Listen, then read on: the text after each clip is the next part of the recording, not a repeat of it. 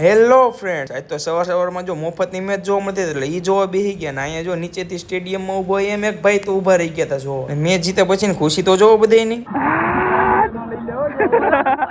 પછી હું નીકળી ગયો કોલેજ બાજુ યુનિવર્સિટીએ જઈને જોયું ત્યાં જો ભાઈબંધ લખતો હતો એટલે એને મેં કીધું તું લેખા રાખ ને અમે પછી પાછા નીકળી ગયા કોલેજ બાજુ. રસ્તા બનાવ્યા કરતા તો ઝાઝા ખોદા રાખે છે. પછી કોલેજ એન્ટ્રી મારીને ઉપર ક્લાસમાં જઈને બેસી ગયા લખવા, કેમ કે આજે આપણે બાકી રહી ગયું હતું લખવાનું. દિવાલે ચોટાડવાનું બોર્ડમાં ચોટાડી દીધું હતું ને પછી મેડમે લખવાનું આપ્યું લખી નાખ્યું ને આ ભાઈબંધ જો લખવાની બદલે મીંડો તો ફોટા પાડવા ને આ બે ભાઈબંધ ને જો કે દાખલામાં કઈ મેળ જ નથી આવતો અને બહાર આવી ગયો. કચ્છની ધરતી સી કાળા નાગ હોંદે છીએ જે મેં વે કહેતા સીધા બ્રેક પણ જો કાકાએ ખાસ કરતા ઘૂઘરા કાપીને બનાવીને એક હરિવંદના સ્પેશિયલ ઘૂઘરા ખાઈને ઘૂઘરા જેવા બનીને આવી ગયા હતા. પછી બધા ભેગું બેસવા જે ઘડીક બેસીને બધા ઉપર વે ગયા હતા. જો આ જાડિયા ભાઈ બંને બધા આણી કાઢતા હતા. પછી અમે બધા બેસી ગયા ક્લાસમાં ને રાહ જોતા હતા. ત્યાં તો જેપી સાહેબે મારી દીધી એન્ટ્રી ને પૂરું થઈ ગયું ભણાવવાનું એટલે કે પછી બીજા સર આવીને બોર્ડ સાફ કરીને ભણી દીધું ને પછી ભણવાનું થઈ ગયું પૂરું એટલે પછી નીકળી ગયા તમે હોસ્ટેલ બાજુ. આ રસ્તા હાલવી એટલે ઓફરોડિંગ જ થઈ જાય એવું જ માની લેવાનું. ત્યાં તો સામેન ક્લાસ વાળા બીજા વ્લોગર આપણે ભેગા થઈ ગયા. પછી અમે જોઈ લીધી ટાટા ની લોડ ને એનો. પછી ભાઈ બંને બસમાં જવાનું એટલે એ બસ બાજુ નીકળી ગયો ને હું નીકળી ગયો હોસ્ટેલ બાજુ ને ફાઇનલી જો હોસ્ટેલે પહોંચીને બ્લોગ કરી દીધો પૂરો.